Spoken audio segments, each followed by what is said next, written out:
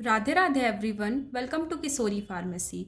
तो आज हम 6 सेमेस्टर फार्माकोलॉजी 3 यूनिट 1 जो कि रेस्पिरेटरी स्टिमुलेंट लास्ट टॉपिक है, इसको आज हम यहाँ पे कवर करेंगे। तो रेस्पिरेटरी स्टिमुलेंट्स क्या होते हैं? Respiratory stimulants are medications used to stimulate respiratory post anaesthesia or to treat respiratory condition such as COPD, asthma, respiratory failure, etc. तो रेस्पिरेटरी स्टिमुलेंट्स क्या होते हैं? रेस्पिरेटरी स्टिमुलेंट्स एक ऐसा टाइप है मेडिकेशन करने का जो कि क्यों यूज़ किया जाता है? ये पोस्ट एनेस्थेसिया के टाइम में इसे यूज़ किया जाता है। पोस्ट एनेस्थेसिया क्या होता है? पोस्ट एनेस्थेसिया एक ऐसी कंडीशन होती है जिसमें एक रिकवरी रूम दिया जाता है पेशेंट को। जब कभी सर्जरी होती है तो सर्जरी के टाइम में क्या होता है, जो पेशेंट होता है वो बेहोश रहता है और जब सर्जरी कंप्लीट होने के बाद उसे रिकवरी रूम में भेजा जाता है। और रिकवरी रूम में क्या होता है? रिकवरी रूम में बहुत सारे इंस्ट्रूमेंट प्रेजेंट होते हैं जिसमें क्या होता है कि जो पेशेंट होता है उसका उस रूम में ध्यान रखा जाता है कि कहीं उसका ब्रीदिंग रेट तो कम नहीं हो रहा है या फिर उसका हार्ट रेट तो कम नहीं हो रहा है। अगर उस टाइम में ब्रीदिंग रेट कम हो रहा है या फिर हार्ट रेट कम हो रहा है तो वहाँ पे रेस्पिरेटरी स्टिमुलेंट्स दिया जाता है उस पेशेंट को, जिससे क्या होता है जो सांस लेने में उसको तकलीफ हो रही थी वो धीरे धीरे ठीक होने लगता है। Respiratory stimulants improve respiratory drive and oxygen inflow. ये जो रेस्पिरेटरी स्टिमुलेंट है ये क्या करता है, जो रेस्पिरेटरी ड्राइव होता है, मतलब जो रेस्पिरेशन सिस्टम है, रेस्पिरेशन सिस्टम का वर्किंग जो होता है उसको ये इम्प्रूव करता है, उसको ये ठीक करता है। और जो ऑक्सीजन का इनफ्लो होता है, जो ऑक्सीजन हमारी बॉडी में कम पड़ जाता है या फिर सफिशिएंट अमाउंट में हमारी बॉडी के अंदर जब ऑक्सीजन नहीं मिलता है तो यहाँ पे रेस्पिरेटरी स्टिमुलेंट पेशेंट को दिया जाता है, जिससे क्या होता है जो ऑक्सीजन की कमी हो रही थी उसकी बॉडी के अंदर या फिर रेस्पिरेटरी सिस्टम अच्छे से काम नहीं कर रहा था तो वो अच्छे से काम करने लगता है और ऑक्सीजन हमारी बॉडी में अच्छी तरीके से मिलता है। At low dose, they stimulate respiration, but they are risky. At high dose, the patient is at a risk to undergo coma. अगर हमने लो डोज दिया है पेशेंट को तो भी वो रेस्पिरेशन को स्टिमुलेट कर देता है, बट दे आर रिस्की। पर ये जो लो डोज में अगर हमने स्टिमुलेट करने के लिए रेस्पिरेटरी को दिया है तो ये क्या है, ये रिस्की भी हो सकता है, क्योंकि ये जो रेस्पिरेशन स्टिमुलेंट्स हैं ये डायरेक्ट क्या करते हैं, ये लंग्स में और ब्रेन्स में अफेक्ट करते हैं। अगर हमने बहुत कम अमाउंट में भी अगर किसी पेशेंट को रेस्पिरेटरी स्टिमुलेंट दिया है तो क्या हो सकता है कि उस पेशेंट को ऑक्सीजन की कमी भी हो सकती है या उसका हार्ट रेट भी बिगड़ सकता है। At high dose the patient is at a risk to undergo coma. अगर हमने रेस्पिरेटरी स्टिमुलेंट उस पेशेंट को बहुत ज़्यादा अमाउंट में दे दिया है तो क्या होगा, वो उस पेशेंट को कोमा में भी वो पेशेंट जा सकता है।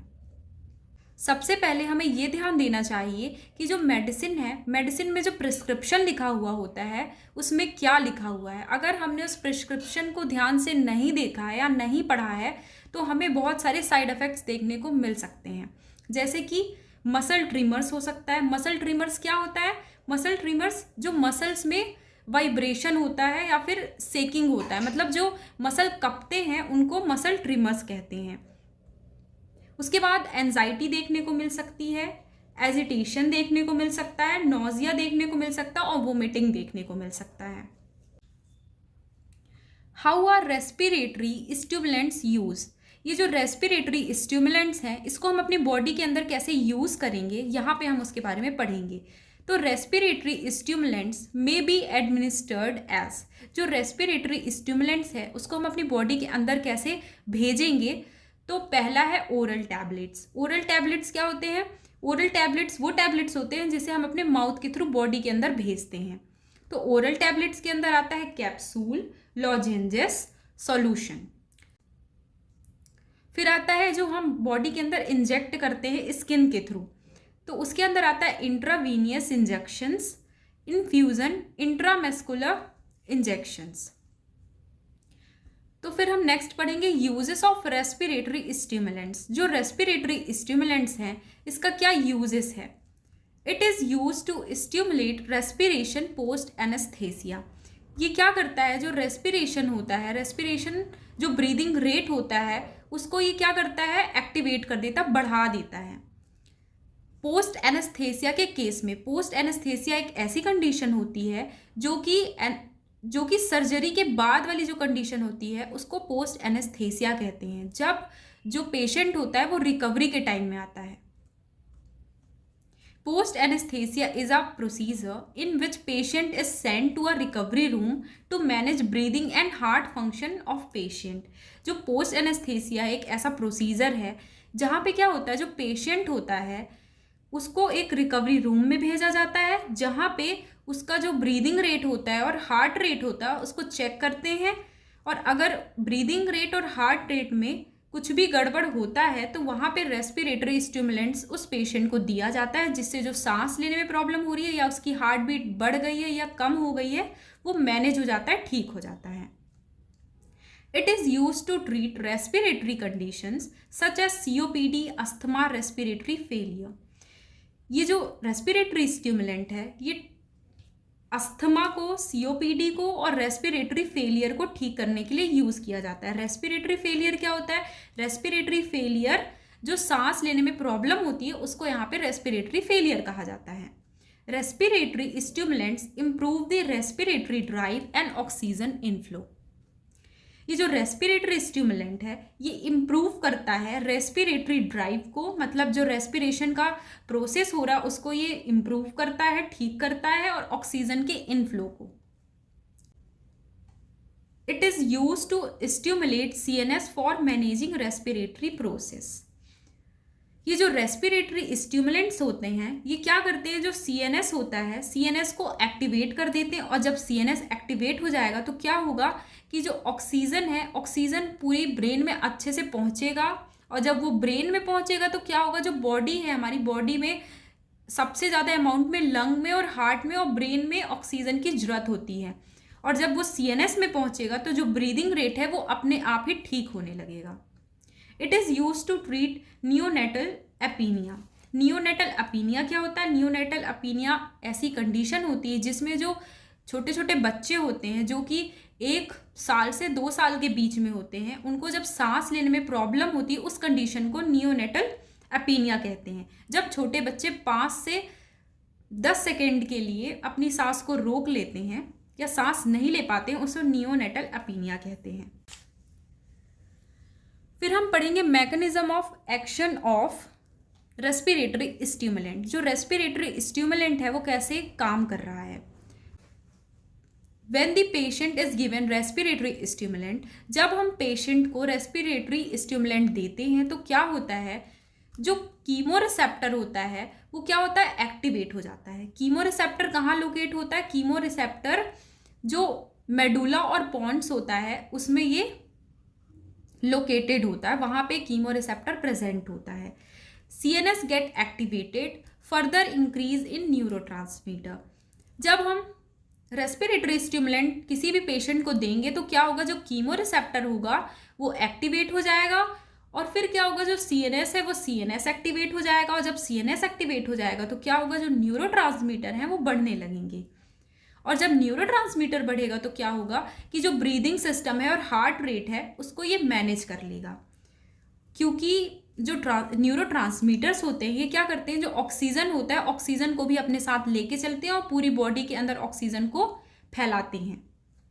जो टाइडल वॉल्यूम होता है वो इंक्रीज होने लगता है, और जो रेस्पिरेटरी होता है वो स्टिमुलेट हो जाता है। तो अब हम पढ़ेंगे क्लासिफिकेशन ऑफ रेस्पिरेटरी स्टिमुलेंट।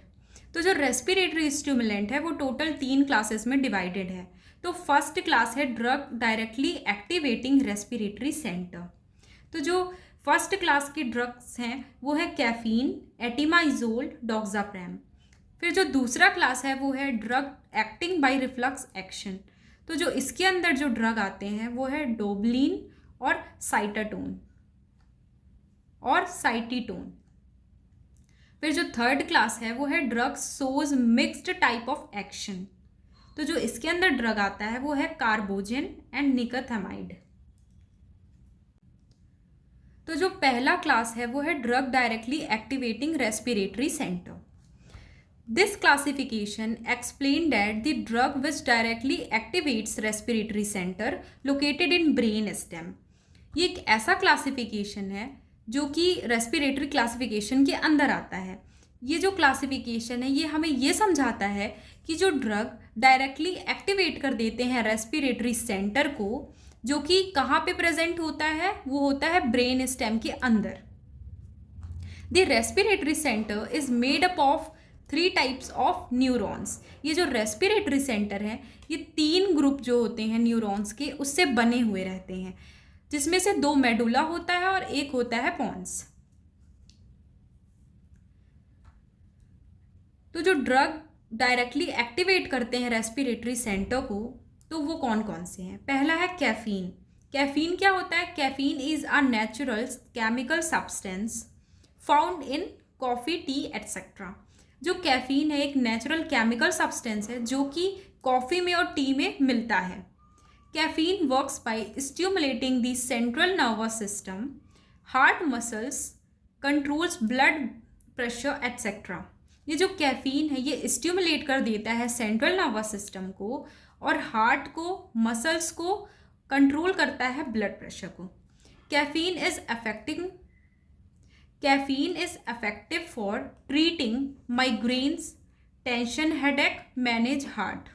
ये जो कैफीन है ये क्या करता है? ये ट्रीट करता है माइग्रेन की प्रॉब्लम को। माइग्रेन मतलब होता है सर दर्द। टेंशन हेडेक को, जो हेडेक होता है, सर दर्द होता है टेंशन के कारण, उसे ये ठीक करता है। और हार्ट रेट को मैनेज करता है। तो इसकी वर्किंग कैसी है? Caffeine is a stimulant which increases the activity in brain and nervous system. ये जो कैफीन है ये एक स्टिमुलेंट है। स्टिमुलेंट क्या होता है? स्टिमुलेंट एक ऐसे एजेंट होते हैं जो कि क्या करते हैं? एक्टिवेट कर देते हैं बॉडी को, विच increases the activity in brain and nervous system. और ये क्या करता है? ये इंक्रीज कर देता है ब्रेन की एक्टिविटी को और नर्वस सिस्टम की एक्टिविटी को, और इम्प्रूव करता है ब्रीदिंग रेट को। Way to use drug. ये जो कैफीन ड्रग है उसे हमें कैसे यूज़ करना है? तो जो कैफीन ड्रग है उसे हम 2 केस में यूज़ करते हैं। पहला है माइग्रेन, दूसरा है प्री टर्म नियोनेट्स। माइग्रेन के केस में हमें कैसे इस ड्रग को यूज़ करना है? Take caffeine by mouth. ये जो कैफीन है इसे हमें माउथ से खाना है। टुगेदर विथ एस्प्रिन, एस्प्रिन के साथ हमें इसे लेना है। 130 mg in a day. 130 mg से ज़्यादा इस ड्रग को हमें अपनी बॉडी के अंदर नहीं लेना है। उसके बाद दूसरा जो केस है वो है pre term neonates. Pre term neonates क्या होता है? प्री टर्म नियोनेट्स एक ऐसी कंडीशन होती है जहाँ पे जो बेबी होता है वो 8 महीने से अगर पहले ही पैदा हो जाता है, उसे हम प्री टर्म नियोनेट्स कहते हैं। और इस कंडीशन में क्या होता है? जो बेबी होता है उसे बहुत सारे डिसऑर्डर हो सकते हैं, जैसे कि सांस लेने में प्रॉब्लम हो सकती है, उसकी हार्ट रेट बढ़ सकती है। उस केसेस में हम कैफीन को देते हैं बेबी को। 5 mg कैफीन सिट्रेट को देंगे बाय इंजेक्शन के फॉर्म में, और ये 10 दिन तक उस बेबी को देना रहता है। फिर जो दूसरा क्लासिफिकेशन है वो है drugs acting by reflux action. तो जो ड्रग रिफ्लक्स एक्शन के थ्रू काम करते हैं उसके अंदर जो ड्रग आता है वो आता है लोबलिन ड्रग। लोबलिन ड्रग क्या होता है? Lobeline is derived from the plant lobelia inflata. ये जो लोबलिन ड्रग है ये एक प्लांट से डिराइव किया गया है जो कि लोबलिया इन्फ्लेटा का प्लांट है। Lobeline is used to treat breathing problems like asthma attacks, uncontrollable coughing etcetera. ये जो लोबलिन ड्रग है ये ब्रीदिंग प्रॉब्लम्स को ठीक करता है, जैसे कि अस्थमा हो गया, और कफिंग को ठीक करता है। तो लोबलिन यहाँ पे 2 मेथड पे वर्क करता है। पहला है by stimulating dopamine release because it improves respiratory muscles. तो जो लोबलिन है पहले ये क्या करता है? जो डोपामीन होता है, डोपामीन को एक्टिवेट कर देता है, जिससे क्या होता है कि जो डोपामीन है ये क्या करता है? ये इम्प्रूव करता है रेस्पिरेटरी मसल्स को। दूसरा क्या है? ये जो लोबलिन है ये क्या करता है? इनहिबिट कर देता है डोपामीन के रिलीज को। और जब ये इनहिबिट कर देगा डोपामीन के रिलीज को, तो क्या होगा कि जो वेंटिलेशन की प्रॉब्लम हो रही थी, मतलब जो बॉडी के अंदर ऑक्सीजन कम हो रहा था, वो यहाँ पे मैनेज हो जाएगा। तो अब हम लोबलिन ड्रग को कैसे यूज़ करेंगे? 100 mg of lobeline can be taken 3 times a day. 100 mg lobeline drug को लेना है दिन में 3 time. Doses more than 1 gram of leaf are considered toxic. अगर हमने 1 ग्राम से ज़्यादा लोबलिन ड्रग को बॉडी के अंदर लिया है तो वो टॉक्सिक भी हो सकता है हमारी बॉडी के लिए. Drug shows mixed type of action. ये थर्ड क्लासिफिकेशन है रेस्पिरेटरी स्टिमुलेंट्स का. Drug which shows more than 1 type of action termed as mixed type of action. ऐसे ड्रग जो एक से ज़्यादा अपने एक्शन दिखाएं उस ड्रग को हम मिक्स टाइप ऑफ एक्शन कहते हैं. तो जो ड्रग इसके अंदर आते हैं वो है कार्बोजन. कार्बोजन क्या होता है? Carbogen is a mixture of carbon dioxide and oxygen gas. जो कार्बोजन है ये मिक्सचर गैस है जो कि कार्बन डाइऑक्साइड और ऑक्सीजन से बना हुआ है, जिसमें 30% CO2 का यूज़ होता है और 70% ऑक्सीजन का यूज़ होता है. An inhaled form of oxygen and carbon dioxide is used in the treatment of breathing problems etc. ये जो कार्बोजन है इसको हम इनहेल करके यूज़ करते हैं. तो ये जो कार्बोजन है ये क्या करता है? ये ब्रीदिंग प्रॉब्लम्स को ठीक करता है. It helps to treat cancer by increasing oxygen level in cancer cell. ये ट्रीट करता है कैंसर को बाय इंक्रीजिंग ऑक्सीजन लेवल. जो ऑक्सीजन लेवल होता है सेल्स में, कैंसर सेल्स में, ये ऑक्सीजन लेवल को बढ़ा देता है, जिससे क्या होता है जो कैंसर सेल का रेप्लिकेशन होता है वो यहाँ पे रुक जाता है और जो कैंसर होता है वो धीरे धीरे ख़त्म होने लगता है. Way to use this drug. ये जो कार्बोजन है, कार्बोजन ड्रग को हमें कैसे यूज़ करना है? तो carbogen is inhaled for 1 hour. ये जो कार्बोजन है, कार्बोजन को हमें इनहेल करना रहता है फॉर 1 hour. 1 घंटा हमें कार्बोजन ड्रग को इनहेल करना रहता है एक दिन में.